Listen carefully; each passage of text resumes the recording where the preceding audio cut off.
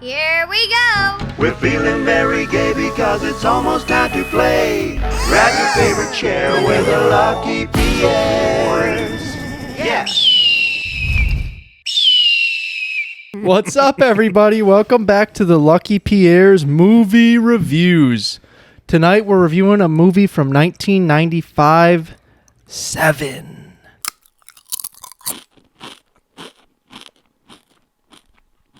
All right, guys. Seven, directed by David Fincher, starring Brad Pitt, Morgan Freeman. What'd you guys think? Love it. How do you not love this movie? It's great, isn't it? I like it. I feel like I loved it more when I saw it when I was younger, but I Really? still thoroughly enjoy it. Yeah. What did you see new that you didn't see before? Um, Or are you just nitpicking, being more critical? Is that? well, yeah, that also, but I feel like it almost drags on until Spacey gets introduced. So like- like the last half hour? Well, not like it's not like painful, but I feel like I didn't notice it as much when I watched it when it came out, or like watched it since that. It might have been because you already seen it before, so Oh, you yeah, were for like sure. weren't No, paying attention as much. I think what was happening is you were probably anticipating Spacey getting in there, and you're like, "Where's No, Spacey not- at?" that Where's- was not it. No, No. Where's Mate, Spacey at? I didn't think it dragged on at all. I love it. I thought the pacing was great, and every scene had a purpose, and all that. It was, I noticed something, a little kind of fun fact you guys might already noticed or already knew, but his name wasn't in the opening credits. Did you notice Kevin Spacey's name? that's was not in the opening credits. That's clever. Like you I know? rewound it and checked. I was like, I didn't see his name. That's kind of clever to disguise funny who that you- plays And the killer. Then I looked it up, and he said he didn't want it in there. He wanted it in To the be a end, so surprise. they would not wait for him the whole time and know it was him. Wow. Yeah, It's pretty cool. Yeah, so they were like, "That's a big name actor. We haven't seen him yet. Exactly. He must be the killer." Yeah, so that's awesome. Yeah, Fincher does some cool stuff with his movies. You know, he's a Oh, very yeah, it intelligent was- director. Yeah, I like.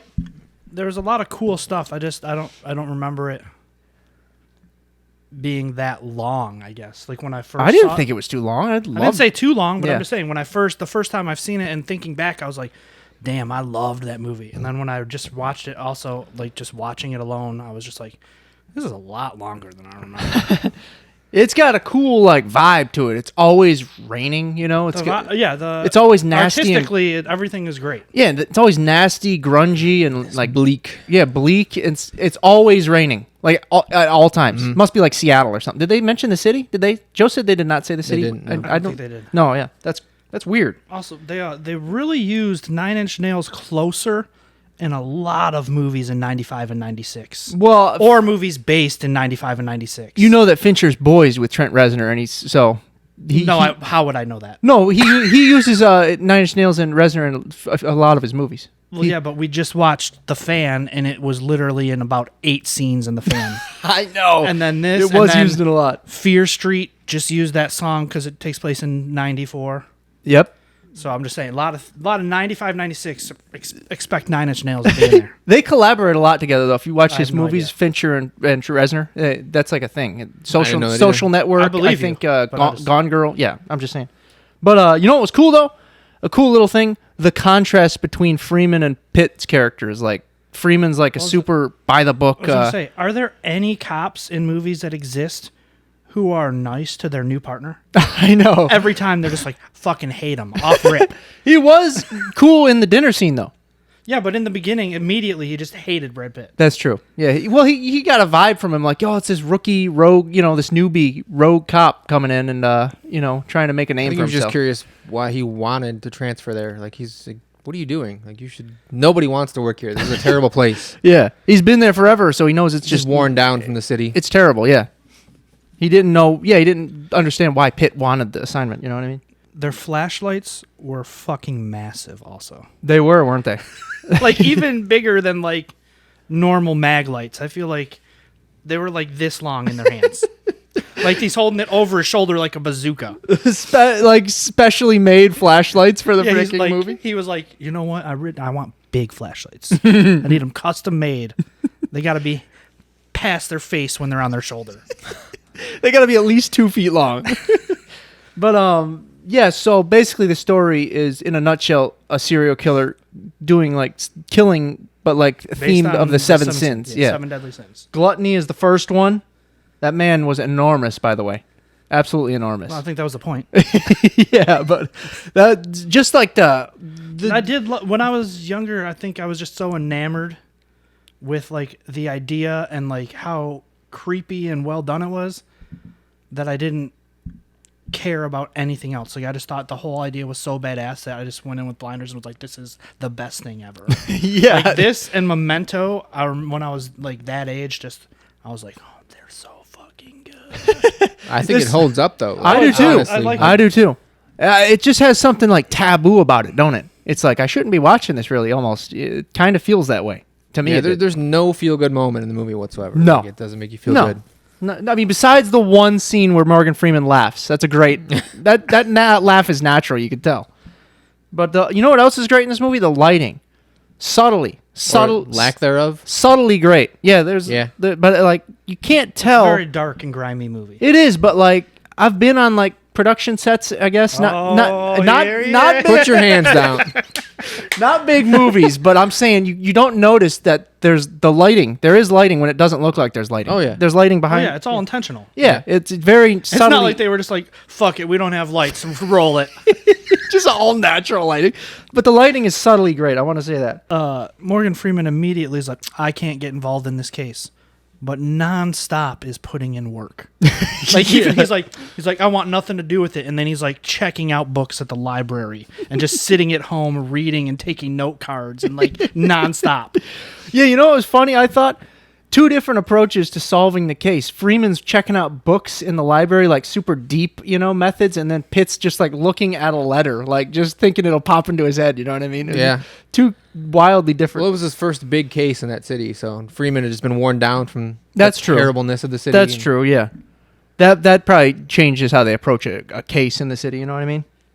And he already knew like it was going to go on for years. He was like, "Oh, this Yeah. guy is a genius," Well, then like and he's setting this crap up for years. it's so- also Yeah. something that I didn't necessarily like about it, but like the whole time, Morgan Freeman supposedly like doesn't care about people and like thinks that the world is bad, and Brad Pitt like accuses him that, and like Brad Pitt's like, "Oh, I care," but Brad Pitt's the one who's like, he's a scumbag psychopath, and Morgan Freeman's like, "Oh, you gotta examine the person, and like it's not just a perpetrator. He's like a person." And Brad Pitt's like, "Fuck him, kill him. He's a scumbag." But like they say the exact opposite. Like he's accusing Morgan Freeman like, "Oh, you don't care. You want to go live in the woods alone, but I care so much." But Brad Pitt is super negative. Yeah. So why? Like they're acting like Brad Pitt's the one that cares and Morgan doesn't care. Yeah, but but Morgan's more sensitive and Brad Pitt's a dickhead. I know, but I think it's like deeper than that. I think Morgan's like trying to like understand. Yeah, it. but you know, I know, and but, Brad like- Pitt's not intelligent enough. His character isn't. Yeah, but like, the whole time that's like the dichotomy of the two is like one cares and one doesn't care. But if you just pay attention to what they say, it seems the complete opposite. That's true. I Yeah, think- I can see that. Brad Pitt couldn't like comprehend this is going to be a smart person doing this. He just thinks like it has to be a lunatic. Where like Morgan Freeman's seen all this crap. He's like, this guy's really smart. Actually, he set this up for a year. Absolutely. Morgan Freeman's just a wiser, smarter dude in it. You know what I mean? Just grizzled veteran from the force. And Pitt's just like he's like not that intelligent. You know what I mean? He's just like kind of just bullheaded. You know, like he got tunnel vision. yeah, he's Oh, got. for sure. But that was a funny thing though, man. When he got those cliff notes for the books, and then that scene where he hid him from Morgan Freeman, he's like ashamed of him. And then, surprise, surprise, Morgan Freeman stays on for the entire investigation. Yeah, After the whole time saying, "No, I want no part of it." And then literally till the bitter end. he was hooked. Just dug in. He was Yeah. interested. That's why. Pretty ingenious, like crime scenes. You know what I mean? Just so crazily detailed. I thought, just down to just the smallest things, like the fingerprints behind the painting. It said "Help me." That was pretty cool. Like just That was another one of his victims. His victim's fingerprints. He cut Yeah. off the dude's hand. Yeah. And used his hand. So yeah. That was like the third victim that he Yeah. was using on the second or whatever. Yeah. You know. Yeah, very intricate. This was cool. I thought I can't remember who said it, but he said picking up diamonds on a deserted island and saving them in case we get rescued is a great analogy for trying to solve the serial killer case. You know, that's what he said. I think it was Freeman said that. Yeah, that's pretty good. Did you know Brad Pitt actually trashed his arm in the chase scene? Did he? He like tore tendons in his arm like, Ooh. to the bone. He Dang, went through a windshield, I guess. Like that's crazy. yeah, that's why he was wearing the cast. Like I did not know that. they just wrote it into the movie because he actually trashed his arm. They probably had to take a break from production after that. Yeah, probably. That's crazy. Just amazing performances by the three leads. Like, once you get to the end, like the whole Spacey car ride is just like you can't take your eyes off. I know. Spacey- The whole He's, conversation. he's so good in that scene. Yeah, Spacey kills it the whole time he's on screen. Yeah. And he's not And then- on screen that much, Not at but all. yet, yeah. But also his lawyer, the guy playing Spacey's lawyer, I feel like is an underappreciated. Like he plays it perfectly. He does, Like yeah. he's like such a smug scumbag, like lawyer, and like does it so well. Yep. The ending is still so good, no matter how much like it's mocked and mimicked. Like people always make memes and like make fun of like the what's in the box, but like, dude, it's still so good. It is. It's perfect. If nobody Like- told you about it and you watched it That might be the Like- most shocking ending of all time. in mainstream cinema ever. Ever. Like just imagine watching it for the first time and not expecting that. Maybe Like, in all of cinema. Might be the It most might be, yeah. shocking Yeah. shocking ending. it's one of my favorites for sure. It's incredible. Yeah. But let's see here. Just the way it all ties in with him being Wrath and Yep. Spacey knowing that he's going to snap. Yep. You know what was awesome? I loved was in Spacey like revealed himself. You know, like he goes detective, and then he goes detective. He screams it. I love that, man. Screams it, and he's got that's such an iconic shot when he goes. What's he say? You're looking for me, or something like that. Something along I those heard lines. you were looking for me. Or something. Yeah, that's so. I love that I shot. like when that he- he's with a reporter on the stairs too and takes pictures of him. Yeah. And Brad Pitt snaps, so he knows he's going to be Wrath. Yeah. Like right Yep. there, he knows. Mhm. He's got a short fuse. Man, that's crazy. That thinking back, that was him on the stairs. You know what I Yeah. mean? That's nuts. He changed his voice though in that scene. If you recognize, like, 'cause Did he? When I knew it was him the second time around, I was like, I want to hear Kevin Spacey's voice, but he definitely does something different with his voice. Did he Yeah, intentionally? sounds like a Boston accent or something on the stairs. Yeah, but it's cool that you said like he's a smart killer. I mean, they said he's independently wealthy, well educated, and completely insane. He's John Doe by choice to conceal his true identity. It's nuts, yeah. That's nuts, man. And the fact that he no- kept that dude chained up for a whole year, a year paying his bills in his apartment, took photos of him every day. I think it was. like every week at least, like watching I him think get it was thinner like once a and- week or once a month. or something. crazy, man. Gluttony was the first. Greed the second. Sloth third. What was it? Lust 4. Pride 5. Envy, Envy, wrath. and then Wrath. Yeah, that is nuts. Oh yeah, he did have a good line that like resonates in today's world. Kevin Spacey's character. He said, "Wanting people to listen, you can't just tap them on the shoulder anymore. You have to hit them with a sledgehammer.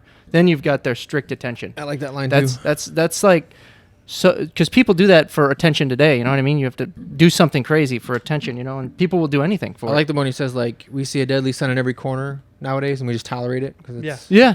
just the regular. So. Yep. Freeman said that, right? I think Spacey said. Oh yeah. Yeah, you're right. You're right. Just a lot of great dialogue in this movie, huh? The whole car ride is just like must see. Like it's The tension so- building. Oh and my god, it's so good. It's awesome.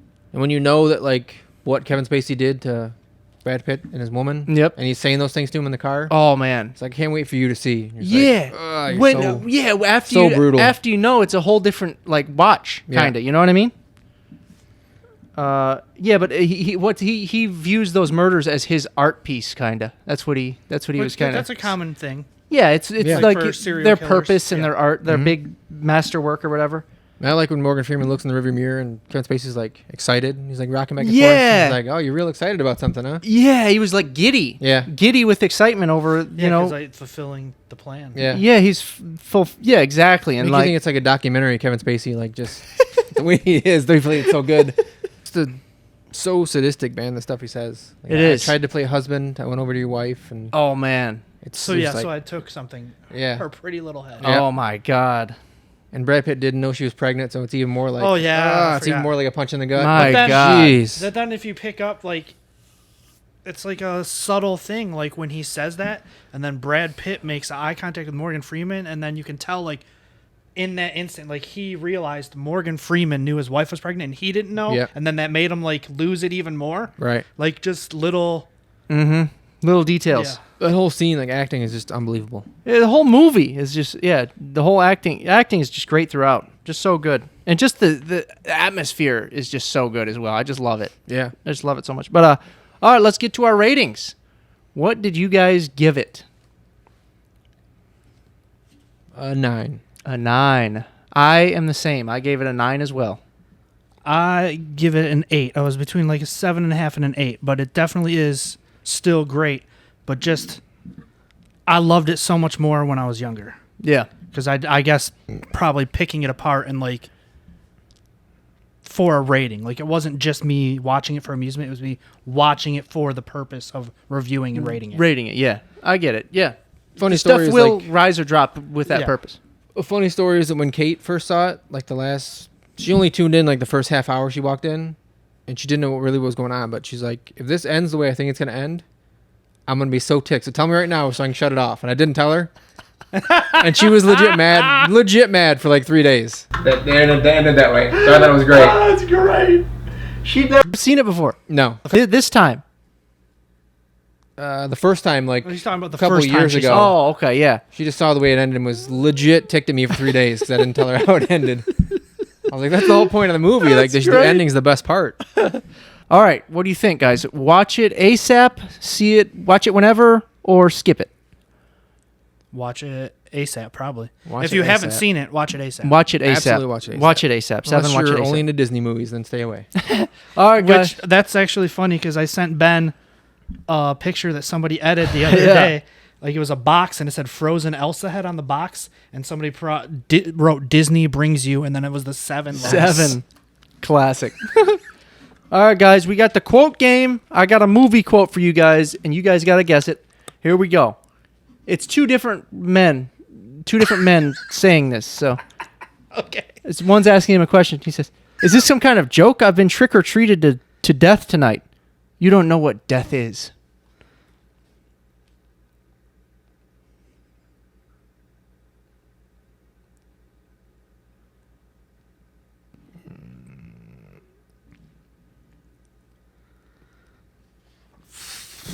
You got a wild guess?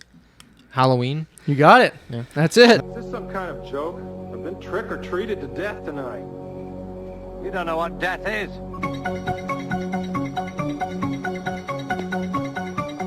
That's what I was going to say, but Halloween. I was afraid if I would get the wrong Halloween, and then it'd be a whole those aren't points debacle again. Yeah, yeah. All right, guys, that's our review for 7, and we will see you very soon. Thank you for watching.